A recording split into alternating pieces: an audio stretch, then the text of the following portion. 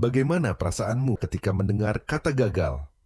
Sedih, kecewa, atau bahkan membuat trauma? Faktanya, untuk mencapai sebuah kesuksesan, semua orang pasti merasakan yang namanya kegagalan. Walt Disney, pendiri Disney, pernah dipecat oleh perusahaan animasi karena dianggap kurang kreatif. Jack Ma, pendiri Alibaba, pernah ditolak lebih dari 20 perusahaan saat melamar pekerjaan. Kolonel Harlan Sanders, pendiri KFC, resep ayamnya dulu sangat diragukan sehingga ditolak lebih dari 1.000 investor. Keempat tokoh tadi mengalami kegagalan lebih dari 10 kali. Tapi satu yang membedakan tokoh-tokoh hebat di atas dengan orang-orang biasa, yaitu usaha, kerja keras, dan pantang menyerah. Bayangkan kalau mereka tunduk pada kegagalan. Kita tak akan pernah menonton film Disney. Kita tidak akan melihat perusahaan dengan pengaruh terbesar di pasar dunia seperti Alibaba. Kita tidak akan bisa menikmati lezatnya ayam KFC.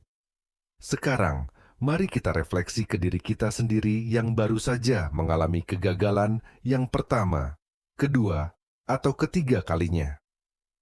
Bagaimana kita bisa menjadi orang hebat ketika mengalami kegagalan saja kita langsung menyerah? Buat kamu yang sekarang ini terpuruk akibat kegagalan, mari belajar sejenak tentang kegagalan dalam pandangan Stoik. Filsafat Stoikisme, ajaran kuno dari Yunani dan Romawi, punya cara unik melihat kegagalan. Bagi mereka, gagal bukan akhir.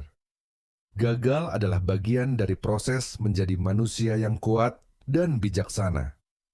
Bagi orang Stoik, gagal bukanlah sesuatu yang perlu ditakuti. Karena dalam Stoikisme, yang benar-benar penting bukan hasil, tapi cara kita merespons hasil itu. Kamu tidak bisa mengontrol apakah usahamu akan berhasil. Kamu tidak bisa memastikan dunia berjalan sesuai rencanamu. Tapi, kamu selalu bisa mengontrol bagaimana kamu bereaksi terhadap kegagalan itu. Gagal itu bukan musibah, tapi proses. Gagal juga bukan akhir, tapi awal dari pembentukan dirimu yang lebih kuat. Jadi, ketika gagal, jangan katakan, "Aku gagal karena dunia jahat." Katakan, "Aku gagal dan aku akan belajar." Itulah yang membuatmu tumbuh. Bukan keberhasilan yang instan, tapi ketenangan dalam menghadapi jatuhnya dirimu sendiri. Gagal bukan kutukan. Ia adalah bagian dari perjalanan menjadi bijaksana. Bagian dari proses menjadi dirimu yang lebih kuat.